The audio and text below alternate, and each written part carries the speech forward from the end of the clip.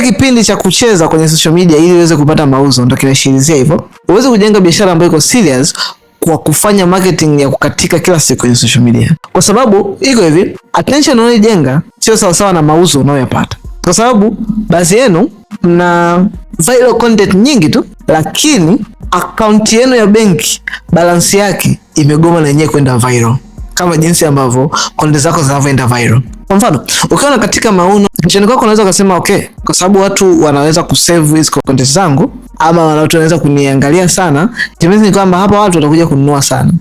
Umeshasahau kwamba watu huwa wanapenda entertainment. Yaani mtu anaweza akasave content yako ili baadaye aweze kurudi pale pale kwako na kuburudika. Kama unaona comedian ama content creator tofauti ambao wanafanya maigizo na kuchekesha, people wanawapenda na wanapiga numbers nyingi na wanaenda viral. Kwa sababu gani? Watu wanapenda kurudia sehemu ambapo walifly wakacheka na kuenjoy. Wao unakuwa nafikiri watu wanakuwa wamependa product yako ambayo uko nayo unaipromote. Jambo la msingi ambalo unatakiwa kujiuliza kwenye heka zote za marketing unazofanya. Jambo la kwanza, je, wanaingia DM kwangu kwa ajili ya kuweza kununua au napata likes na views kwenye content zangu?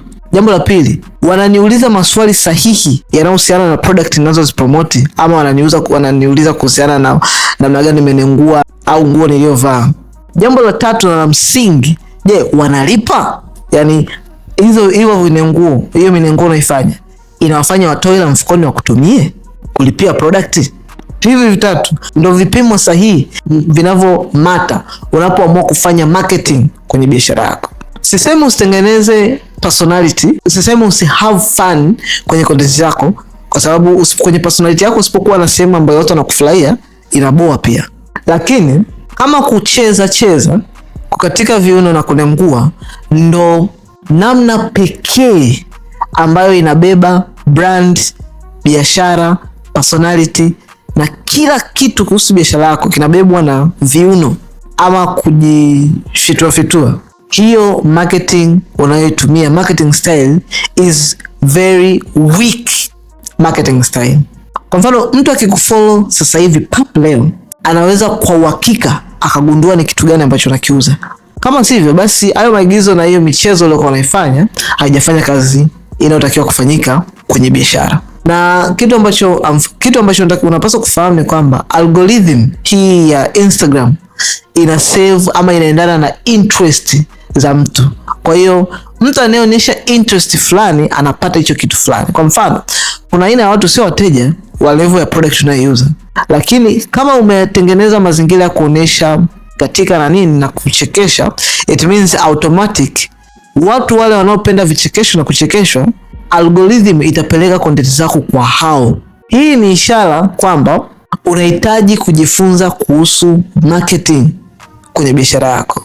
Lazima ujifunze marketing kwenye biashara yako ili kuweza kupata clarity ya kitu unachokifanya kwenye content yako, hata kama ni moja.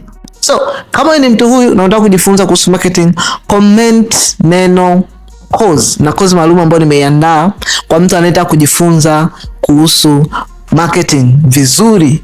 Na huku hutajifunza kuhusu social media peke yake. Utajifunza aina zote za marketing na namna za kufanya marketing kwenye biashara tofauti na industry tofauti.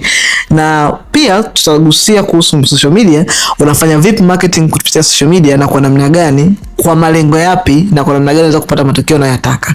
Comment neno course, then nitakutumia course hii maalum moja kwa moja DM kwako na utaendelea kujifunza popote ulipo bila kujali muda, saa, nchi uliyopo, majira, kwa sababu utaweza kupata program hii moja kwa moja kwako ulipo.